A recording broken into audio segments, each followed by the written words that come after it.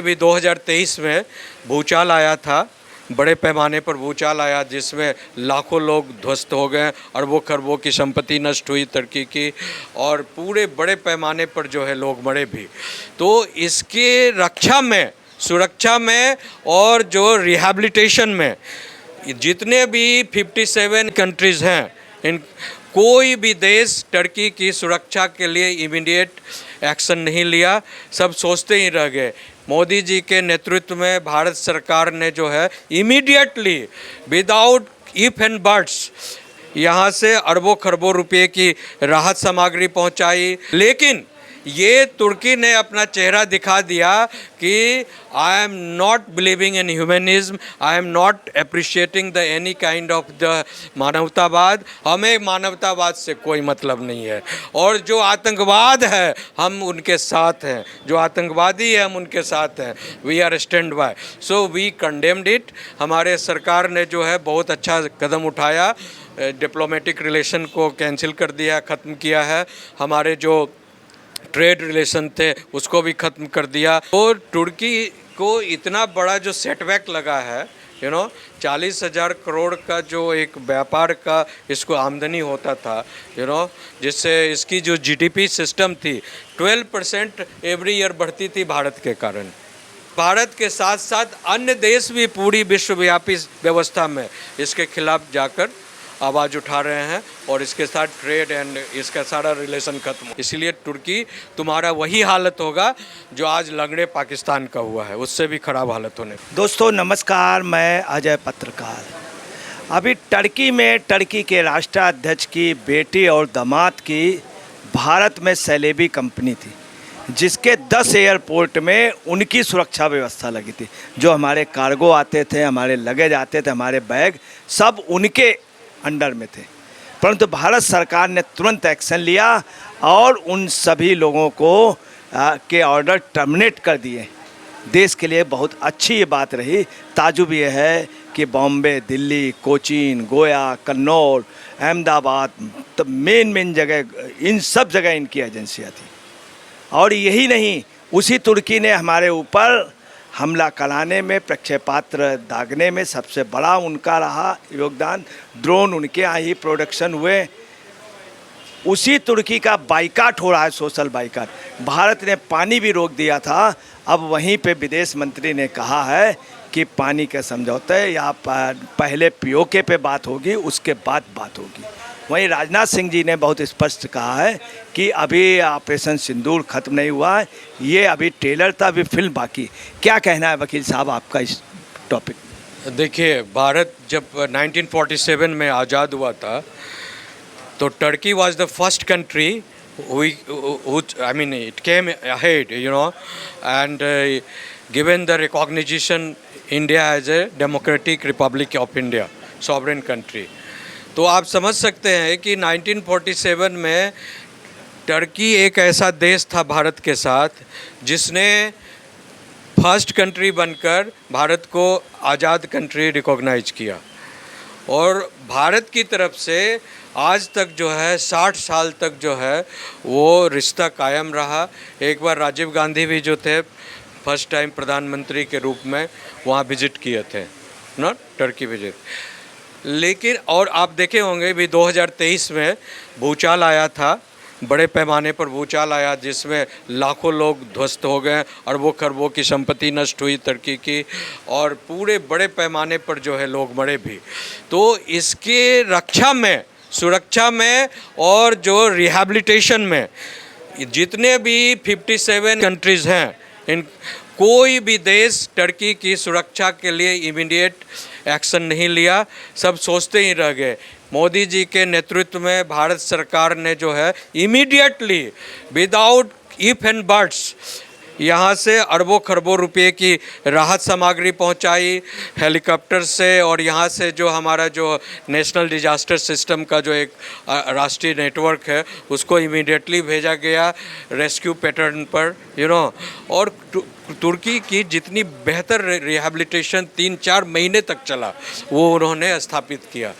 लेकिन कहते नहीं, हम तो बिलीव करते हैं, भारत बिलीव करता है वसुधैव कुटुंबकम में। कोई भी अगर कहीं भी संकट में है तो हम एक दोस्त मित्र समझते हैं, उसको राहत पहुंचाते हैं। लेकिन ये तुर्की ने अपना चेहरा दिखा दिया कि I am not believing in humanism, I am not appreciating the any kind of the मानवतावाद। हमें मानवतावाद से कोई मतलब नहीं है, और जो आतंकवाद है हम उनके साथ हैं, जो आतंकवादी है हम उनके साथ हैं।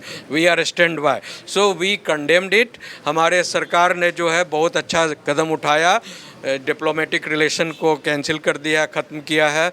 हमारे जो ट्रेड रिलेशन थे उसको भी ख़त्म कर दिया। हमारे जो जितने भी तरह के trade alliance and other kind of social alliance थे उसको भी बाइकआउट किया, ख़त्म किया।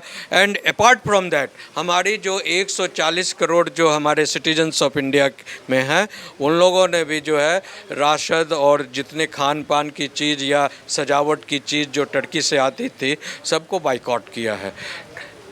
Turkey is going to down, और उसका वही हाल होगा जो पाकिस्तान का हुआ है। ये बताइए कि इस समय जो टर्की के सामान का बाइकआउट हो रहा है, और ख़ास तौर से पूरे देश में उनके सेव का, उनके अखरोट का, उनके जो मेवे आते थे, मसाले आते थे, उनके कालीन आते थे, तो ये बाइकआउट क्या इसी लेवल पे चलता रहना चाहिए?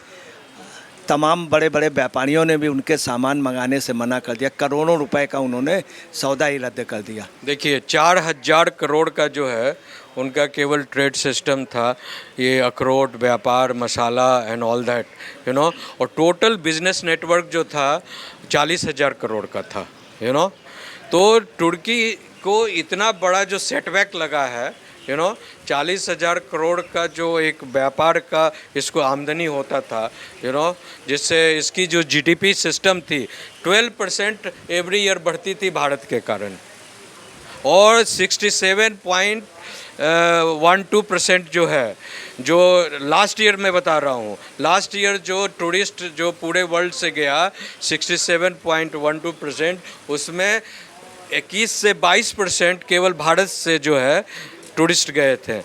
That enhance the GDP of the Turkey globally, जो 12% इन्होंने एनहेंस किया। ऐसी परिस्थिति में आप समझ सकते हैं कि इतनी बड़ी सेटबैक जो हुई है, और केवल भारत इसका विरोध नहीं कर रहा है। आपको मैं बता दूं कि पूरे वर्ल्ड में जितने भी शांतिप्रद देश हैं, जो आतंकवाद का जो एक क्लब बना हुआ है आतंकवाद के खिलाफ, anti terrorist and anti nuclear peace की जो बात हो रही है, तो उसका जो एक क्लब बना हुआ है, तो भारत उसके साथ बात किया है, और भारत के साथ साथ अन्य देश भी पूरी विश्वव्यापी व्यवस्था में इसके खिलाफ जाकर आवाज़ उठा रहे हैं, और इसके साथ ट्रेड एंड इसका सारा रिलेशन खत्म होगा। जैसे तुर्की अभी एजुकेशन में भारत से बहुत बड़े पैमाने पे हेल्प लेने जा रहा था, तो विनय पाठक जो बीसी हैं वाइस चांसलर, उन्होंने क्या किया, MOU तुरंत रद्द कर दिया। तो ये एक अच्छा हुआ है, तो ये मतलब रद्द कर देना, और एक बीसी ने अपने ओन उससे डिसीजन लेके इमीडिएट रद्द कर, अगर इस तरह से भारत में शुरू हो जाए तो तुर्की बिल्कुल राइट टाइम आ जाएगा। कि विनय पाठक जी ने जो सेंट्रल यूनिवर्सिटी के चीफ हैं, तो उन्होंने केवल JNU की नहीं, जामिया मिलिया इस्लामिया यूनिवर्सिटी जहां इनका आदान प्रदान होना था, उसको भी जो यूनिवर्सिटी जो है यहाँ पर जामिया मिलिया इस्लामिया, उसने भी रद्द कर दिया है, और इसको ये देखिए, ये अच्छा हुआ कि रद्द हो गया। अदरवाइज जो नेचर और कल्चर यूनिवर्सिटी का था, और जो मिशन और विजन टर्की जो है लेकर चल रहा था गुप्त रूप से, कि भारत को जो है टेररिस्ट कंट्री के रूप में, जो भारत को जो टेरराइज किया जाए, तो हो सकता है ये एक बहाना जो वो ढूंढ रहा था कि एकेडमिक एटमॉस्फेयर में हम पेनेट्रेट कर आदान प्रदान, एकेडमिक एक्सचेंज के नाम पर जो है हम टेररिज्म पैदा करेंगे, बेस्ट टेररिस्ट माइंड को पैदा करेंगे। वो अच्छा हुआ, इसका चेहरा पहले सामने आ गया। इसका मतलब वाइस चांसलर विनय पाठक ने जो ये सबसे पहले काम किया, तो काफ़ी अच्छा दूर का, बहुत अच्छा, आई मस्ट सैल्यूट हिम, और हमारी देश की 140 करोड़ जनता उनको सैल्यूट करती कि आपने जो है बहुत अच्छा डिसीजन, बेस्ट डिसीजन लिया है। और नहीं तो ये जो एक जो कॉन्स्पायरेसी जो था कि पढ़ाई लिखाई एकेडमिक एक्सचेंज के नाम पर एक टेररिज्म का जो एक जाल फैलाया जाता वो ख़त्म हो गया, बच गए हैं, भारत देश बचा इससे। ये बताइए, दुर्भाग्य की बात यह है देश में कि टर्की ने 1947 में जिन्ना का सपोर्ट किया, 1965 में पाकिस्तान का सपोर्ट किया, 71 में किया, उसके बावजूद भी 2008 में कांग्रेस गवर्नमेंट ने उनको आमंत्रित किया, उनकी लड़की और दामाद को। यही नहीं, मुस्तफ़ा कमाल जो जिन्ना का हमेशा साथ रहा, कभी भारत में नहीं आया, और इसी कांग्रेस गवर्नमेंट ने दिल्ली में कमाल मुस्तफ़ा जो वहाँ के राष्ट्राध्यक्ष थे उनके नाम के रोड बनवाई, जबकि हमेशा भारत का विरोध करता रहा। तो क्या यही लोग इनको इस तरह से गलत रास्ते से लाए थे और मोदी ने वहीं ब्रेक लगा दिया? देखिए, मैं आपको इस बात को साफ कर दूं कि भारत जो है वसुधैव कुटुंबकम की फ़िलॉसफी में बिलीव करता है और अपने दुश्मनों को, शत्रुओं को भी बार बार जो है वो मौका देता है सुधरने का और सम्मान के साथ ट्रीट करता है। लेकिन कोई कहते नहीं है तुम जो है 100 साल तक भी जो है वो टेढ़ा पाइप में, सीधा पाइप में डाल दीजिए और वो पाइप को फिर 100 साल के बाद खोलिएगा ना तो वो उसका टेढ़ा फिर टेढ़ा ही हो जाएगा। वही हाल है तुर्की का, पाकिस्तान का, अजरबैजान का और जो भी जो माफियोसी और फिलॉसफी से गवर्न है, जिहादी सोच से गवर्न है, उनका सबका एक ही हाल है। बिकॉज दुनिया ट्रांसफॉर्म कर रहा है, आपको इससे ऊपर उठनी होगी। जियो और जीनो दो का जो है। और दूसरी बात जो आपने कहा कि कांग्रेस का जो एटीट्यूड रहा, कांग्रेस का हमेशा जो है हमेशा फंडामेंटलिस्ट अप्रोच रहा है। बिकॉज इनकी जो उत्पत्ति हुई है कांग्रेस की फंडामेंटलिज्म नेटवर्क से ही हुई है। तो दुश्मन देश के साथ भी हाथ जोड़कर जो है वो जो साजिश जो चल रहा था अंदर से, वो सामने चेहरा आ गया है, अब वो ख़त्म होने वाला है। और जो मोदी जी ने जो इसके बावजूद भी जो उन्होंने जो एक बड़ी रियायत दी, इतनी घटना होने के बावजूद भी जो है उन्होंने जो इतना हेल्प किया, उसके बावजूद भी मोदी जी ने जो एक अपनी दिमाग को दिखाया कि हम आपके साथ हैं, आप आगे बढ़िए, आपके सारे कष्ट में हम साथ देंगे। लेकिन उसने जो है दोस्त की ऑपरेशन दोस्त को उन्होंने सिद्ध कर दिया कि आप ऑपरेशन दुश्मन चलाइए, हम आपके दोस्त बनने लायक नहीं है। इसलिए तुर्की तुम्हारा वही हालत होगा जो आज लंगड़े पाकिस्तान का हुआ है, उससे भी ख़राब हालत होने। ये बताइए कि पाकिस्तान को पानी रोका गया, पाकिस्तान बुरी तरह से पिटा, जब पाकिस्तान कराने लगा तो कश्मीर के कुछ नेता आंसू बहाने लगे, सीज़ फायर चिल्लाने लगे। और जो मैडम मुफ्ती हैं उनको बड़ी तकलीफ़ हो रही, वो बड़ी हमदर्दी जता रही वहाँ के घायलों के, वहाँ के इस समय उनकी आर्थिक स्थिति बिगड़ गई, तो कह रहे हैं पानी के लिए उनको, मतलब उनका दर्द जो है उधर पाकिस्तान के लोगों के लिए कि उनकी आवाम का कुछ सोचा जाए। देखिए, समझ में ही आपको अच्छी तरह आना चाहिए और पूरी दुनिया को आ रहा है कि ये लोग जो हैं मानसिक रूप से फंडामेंटलिस्ट के एसोसिएशन में हैं, और मानसिक रूप से बीमार लोग हैं।